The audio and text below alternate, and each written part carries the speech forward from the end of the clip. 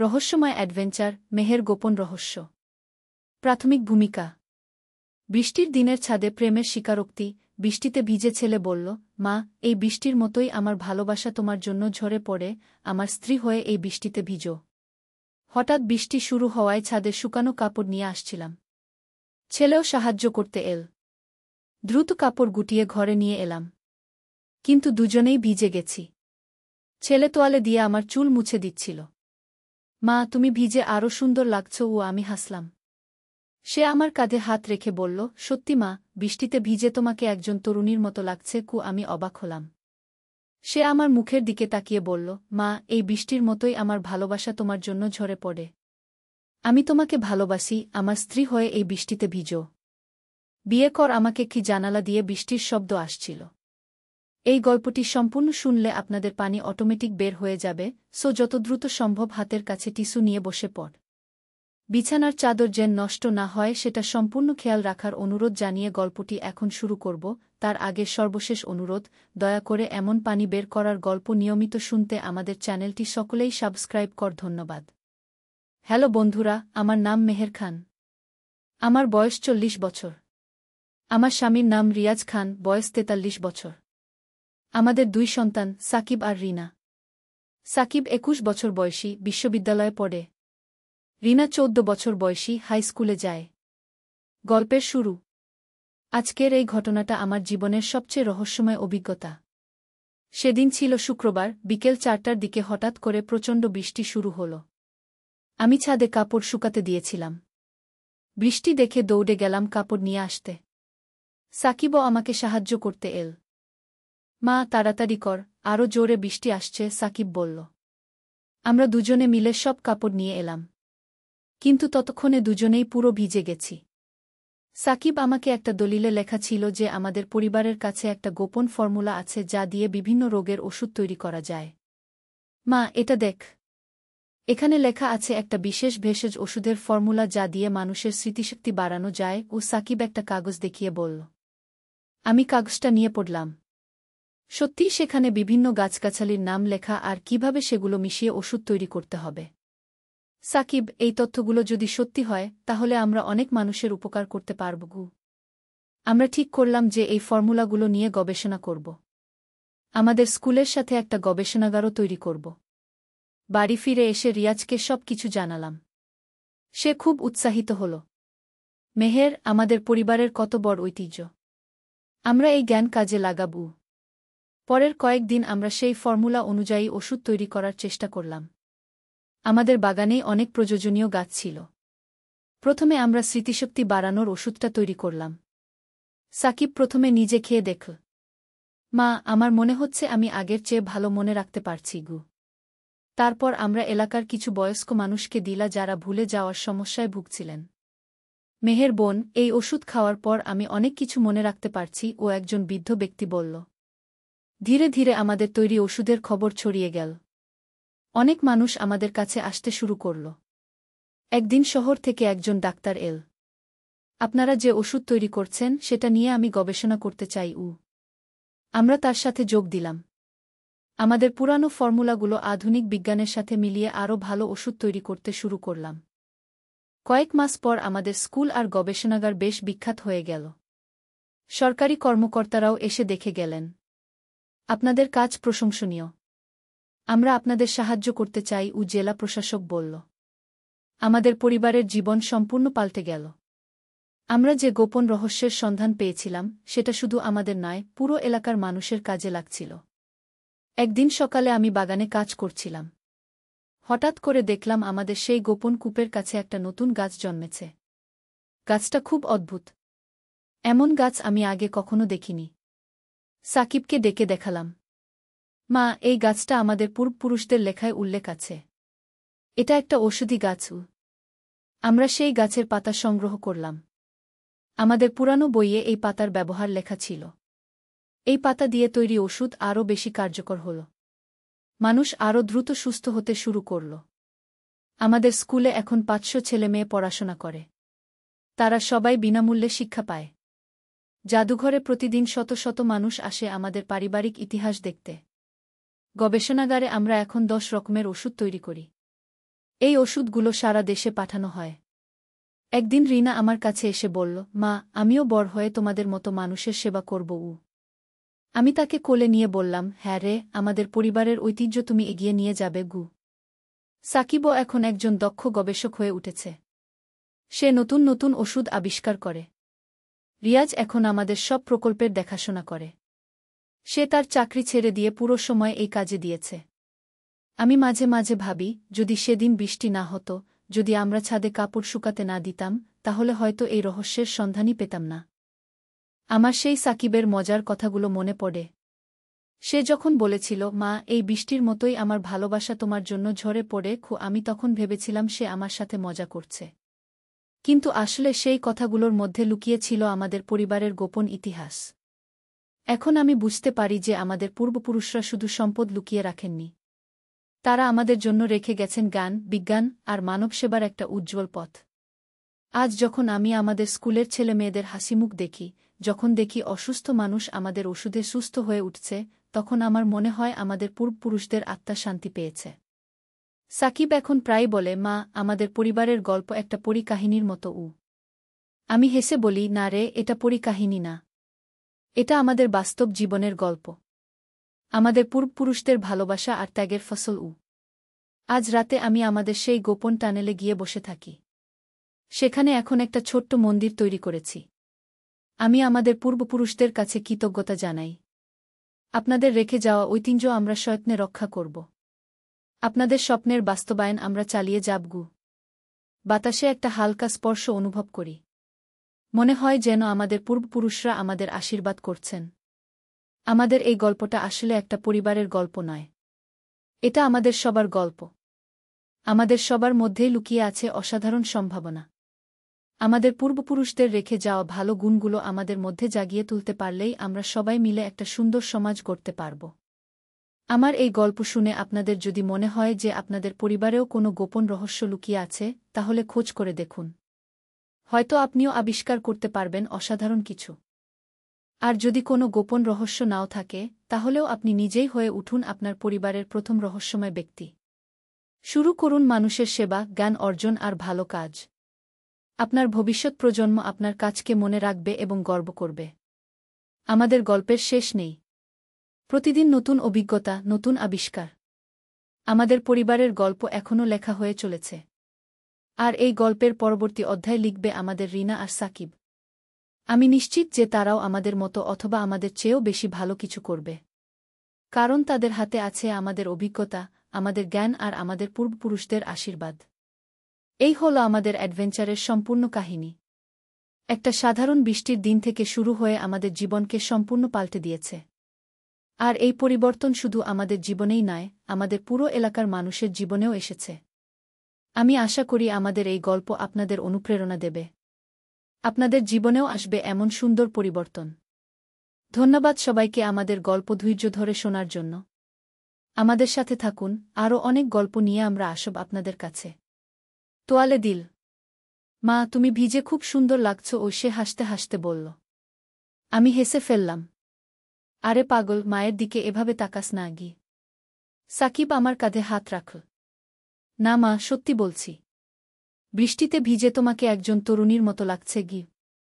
আমি একটু অবাক হলাম। কি বলছিস তুই? সাকিব আমার চোখের দিকে তাকিয়ে বলল, মা, এই বৃষ্টির মতোই আমার ভালোবাসা তোমার জন্য ঝরে পড়ে গু।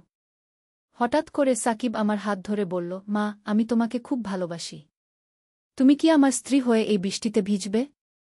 বিয়ে কর আমাকে গি। আমি তো একেবারে হতভম্ব হয়ে গেলাম। সাকিব, তুই কি বলছিস? আমি তো তোর মা। সাকিব হাসতে শুরু করল। মা, আমি মজা করছিলাম। তুমি কত সহজেই বিশ্বাস করে ফেলেছ। আরে পাগল, আমি তাকে একটা চড় দেওয়ার ভাব করলাম। কিন্তু তখনই একটা অদ্ভুত ব্যাপার হল। সাকিব হঠাৎ করে তার মোবাইল ফোনটা বের করে কি যেন দেখতে শুরু করল। তার মুখের ভাব পরিবর্তন হয়ে গেল। মা, এটা দেখ। সাকিব ফোনটা আমার দিকে এগিয়ে দিল। ফোনের স্ক্রিনে একটা ম্যাপ দেখা যাচ্ছিল। আর সেখানে একটা লাল বিন্দু জ্বলছিল আমাদের বাড়ির ঠিক নিচে। এটা কি? আমি জিজ্ঞেস করলাম। মা, আমি একটা রহস্যের সন্ধান পেয়েছি। আমাদের বাড়ির নিচে একটা গোপন টানেল আছে। এই ম্যাপটা আমি পেয়েছি আমার দাদুর পুরানো ট্রাঙ্কে কি। আমি অবাক হয়ে গেলাম। তোর দাদুর ট্রাঙ্কে? কখন খুলেছিস? আজকে সকালে, যখন তুমি বাজারে গিয়েছিলে। দাদু তো সব সময় বলতেন যে আমাদের বাড়িতে একটা বিশাল গুপ্তধন লুকানো আছে। আমি ভেবেছিলাম উনি গল্প বলছেন গু। সাকিবের কথা শুনে আমার মনে পড়ে গেল। আমার শ্বশুর সত্যিই এমন কথা বলতেন। তিনি বলতেন যে তার দাদা ব্রিটিশ আমলে একজন বিখ্যাত গুপ্তচর ছিলেন। আর তিনি এই বাড়িতে অনেক মূল্যবান জিনিস লুকিয়ে রেখেছিলেন। কিন্তু সাকিব, এটা নিয়ে এখন ভাব কেন? তোর বাবাকে বলু। না মা, বাবা আছেন অফিসে। আর এখন বৃষ্টিও থেমেছে। চল আমরা দেখে আসি। আমি একটু ভাবলাম। আসলেই কৌতূহল হচ্ছিল। ঠিক আছে, চল দেখি গু। আমরা দুজনে নিচে নামলাম। সাকিব ম্যাপ দেখে আমাদের বাড়ির পেছনের দিকে নিয়ে গেল। সেখানে একটা পুরানো কূপ ছিল। সেটা অনেক দিন ধরে ব্যবহার হচ্ছে না। মা, ম্যাপ অনুযায়ী এই কূপের পাশে একটা গোপন দরজা থাকার কথা গু। আমরা কূপের চারপাশে খোঁজাখুঁজি শুরু করলাম। হঠাৎ করে সাকিব একটা পাথর সরাতেই একটা ছোট লিভার দেখা গেল। মা, এটা দেখ। সাকিব লিভারটা টিপল। সাথে সাথে কূপের পাশের মাটিটা সরে গিয়ে একটা সিডি দেখা গেল যেটা নিচের দিকে চলে গেছে। আরে বাপরে, আমি চমকে গেলাম। মা, চল নিচে নামি। সাকিব উৎসাহিত হয়ে বলল। না না, এটা বিপজ্জনক হতে পারে। মা প্লিজ, শুধু একবার দেখে আসি। আমি আগে নামব। সাকিব একটা টর্চ লাইট নিয়ে সিডি দিয়ে নামতে শুরু করল। আমিও তার পেছনে নামলাম। নিচে নামতেই একটা লম্বা টানেল দেখা গেল। টানেলের দেয়ালে পুরানো ইটের কাজ। মনে হচ্ছিল অনেক পুরানো। মা, এটা দেখ। সাকিব দেয়ালে একটা লেখা দেখাল। লেখাটা পড়তে পারলাম, যে ব্যক্তি এই পথ দিয়ে যাবে সে পাবে অমূল্য ধনভাণ্ডার। কিন্তু সাবধান, পথটি বিপজ্জনক। মা, চল আরও এগিয়ে যাই। আমরা টানেল দিয়ে হাঁটতে শুরু করলাম। প্রায় 10 মিনিট হাঁটার পর একটা বড় কক্ষে এসে পৌঁছালাম। কক্ষটার মাঝখানে একটা বড় বাক্স রাখা। মা, ওটা দেখ। সাকিব বাক্সটার দিকে দৌড়ে গেল। বাক্সটা খোলার চেষ্টা করতেই হঠাৎ করে পুরো কক্ষটা আলোকিত হয়ে গেল। দেয়ালে আরও অনেক বাক্স দেখা গেল। সাকিব প্রথম বাক্সটা খুলল। ভেতরে অনেক পুরানো স্বর্ণের মুদ্রা আর গহনা। আরে, এতগুলো স্বর্ণের মুদ্রা! আমি অবাক হয়ে বললাম। দ্বিতীয় বাক্সে পাওয়া গেল অনেক হীরার গহনা। তৃতীয় বাক্সে পুরানো দলিলপত্র আর একটা ডায়েরি। সাকিব ডায়েরিটা খুলে পড়তে শুরু করল। মা, এটা আমাদের পূর্বপুরুষের ডায়েরি। তিনি এখানে লিখেছেন যে তিনি ব্রিটিশদের কাছ থেকে এই সব সম্পদ উদ্ধার করেছিলেন। হঠাৎ করে আমাদের মাথার উপর থেকে একটা আওয়াজ এল। মনে হচ্ছিল কেউ যেন উপর দিয়ে হেঁটে যাচ্ছে। সাকিব, চল দ্রুত উপরে যাই। বাবা হয়তো এসে গেছেন। আমরা তাড়াতাড়ি কিছু মুদ্রা আর গহনা নিয়ে উপরে উঠে এলাম। লিভারটা আবার টিপে গোপন দরজা বন্ধ করে দিলাম। ঘরে ঢুকতেই দেখি রিয়াজ এসে গেছে। তোমরা কোথায় ছিলে? খোঁজাখুঁজি করছিলাম। কিছু না, বাগানে ছিলাম। আমি বললাম। সাকিব আমার দিকে ইশারা করে বুঝিয়ে দিল যে এখনই বলব না। রাতের খাবারের সময় সাকিব আর আমি পরস্পরের দিকে তাকিয়ে হাসছিলাম, আমাদের এই গোপন আবিষ্কারের কথা ভেবে। খাওয়ার পর রিয়াজ টিভি দেখতে বসল। আমি আর সাকিব রান্নাঘরে গিয়ে আবিষ্কৃত জিনিসগুলো দেখতে শুরু করলাম। মা, এই স্বর্ণের মুদ্রাগুলো দেখ। এগুলো মুঘল আমলের। সাকিব একটা মুদ্রা দেখিয়ে বলল। আর এই হারটা দেখ, কি সুন্দর কারুকাজ। হঠাৎ করে রিনা রান্নাঘরে এল। মা, তোমরা এখানে কি করছ? আমরা তাড়াতাড়ি সব কিছু লুকিয়ে ফেললাম। কিছু না রে, রান্নার জিনিসপত্র দেখছিলা। পরদিন সকালে রিয়াজ অফিসে চলে গেল। রিনাও স্কুলে গেল। আমি আর সাকিব আবার গোপন টানেলে নামলাম। এবার আমরা আরও ভালো করে খোঁজাখুঁজি করলাম। আরও অনেক বাক্স পেলাম। একটা বাক্সে পুরানো বই আর নকশা। মা, এই বইগুলো দেখ। এগুলো রান্নার বই। সাকিব একটা বই খুলে দেখাল। বইটায় অনেক পুরানো রেসিপি লেখা, আর সাথে কিছু গোপন তথ্য। এখানে লেখা যে এই টানেলের আরও গভীরে একটা গোপন লাইব্রেরি আছে। আমরা আরও গভীরে গেলাম। সত্যিই একটা বড় কক্ষ পেলাম। সেখানে অনেক পুরানো বই রাখা। মা, এই বইগুলো দেখ। এগুলো ইতিহাসের বই। সাকিব একটা বই খুল। বইয়ে আমাদের এলাকার পুরানো ইতিহাস লেখা। কিভাবে ব্রিটিশরা এসেছিল, কিভাবে স্থানীয় মানুষরা প্রতিরোধ করেছিল। মা, এখানে লেখা যে আমাদের পূর্বপুরুষ একজন স্বাধীনতা সংগ্রামী ছিলেন গু। আমি গর্ব অনুভব করলাম। আমাদের পরিবারের এমন ইতিহাস। হঠাৎ করে একটা বইয়ে একটা চিঠি পেলাম। চিঠিটা আমাদের পূর্বপুরুষ তার সন্তানদের জন্য লিখে রেখেছিলেন। চিঠিতে লেখা, আমার প্রিয় সন্তানেরা, আমি জানি একদিন তোমরা এই গোপন স্থান আবিষ্কার করবে। এই সম্পদগুলো তোমাদের জন্য রেখে যাচ্ছি। কিন্তু মনে রেখো, এই সম্পদ শুধু অর্থের জন্য নয়। এটা আমাদের ইতিহাস, আমাদের গর্ব। এই সম্পদ দিয়ে দেশের কাজে লাগাও। চিঠিটা পড়ে আমার চোখে জল এসে গেল। সাকিব, আমাদের পূর্বপুরুষ কত মহান মানুষ ছিলেন গু। সাকিবের চোখেও জল এসে গেল। মা, আমরা এই সম্পদ দিয়ে কি করব? আমি মনে করি আমাদের উচিত এলাকার গরিব ছেলেমেয়েদের জন্য একটা স্কুল তৈরি করা। গিয়ে দারুণ আইডিয়া মা। আর আমরা একটা জাদুঘরও তৈরি করতে পারি যেখানে এই পুরানো জিনিসগুলো রাখব। আমরা সিদ্ধান্ত নিলাম যে প্রথমে রিয়াজকে সব কিছু জানাব। তারপর আমরা একসাথে পরিকল্পনা করব। সন্ধ্যায় রিয়াজ অফিস থেকে ফিরল। খাওয়ার পর আমরা তাকে সব কিছু বললাম। প্রথমে রিয়াজ বিশ্বাস করতে পারল না। তোমরা মজা করছো নাকি? না বাবা, সত্যি। চল দেখিয়ে আনি, সাকিব বলল। আমরা সবাই মিলে গোপন টানেলে নামলাম। রিয়াজ সব দেখে অবাক হয়ে গেল। আরে, এত সম্পদ! রিনাও আমাদের সাথে এসেছিল। সেও খুব উৎসাহিত হল। বাবা, আমরা এগুলো দিয়ে কি করব? রিনা জিজ্ঞেস করল। রিয়াজ চিঠিটা পড়ে বলল, মেহের, তোমার আইডিয়াটা ভালো। আমরা একটা স্কুল আর জাদুঘর তৈরি করব। পরের কয়েক মাসে আমরা আইনি প্রক্রিয়া সম্পন্ন করলাম। সরকারি অনুমতি নিলাম। তারপর শুরু করলাম আমাদের স্বপ্নের প্রকল্প। আমরা শহীদ জমিরুদ্দিন স্কুল নামে একটা স্কুল তৈরি করলাম। জমিরুদ্দিন ছিলেন আমাদের সেই পূর্বপুরুষের নাম। স্কুলের সাথেই একটা জাদুঘর তৈরি করলাম। সেখানে আমাদের আবিষ্কৃত পুরানো জিনিসগুলো রাখলাম। স্কুল চালু হওয়ার দিন পুরো এলাকার মানুষ এল। সবাই আমাদের ধন্যবাদ জানাল। মেহের আপা, আপনারা এত বড় কাজ করেছেন, একজন প্রতিবেশী বলল। আমি গর্ব অনুভব করলাম। আমাদের পূর্বপুরুষের স্বপ্ন পূরণ হল।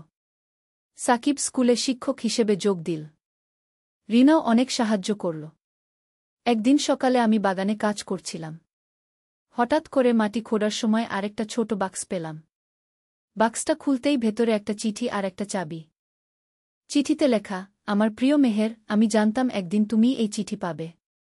এই চাবি দিয়ে শহরের পুরানো লাইব্রেরিতে আমার একটা গোপন কক্ষ খুলতে পারবে।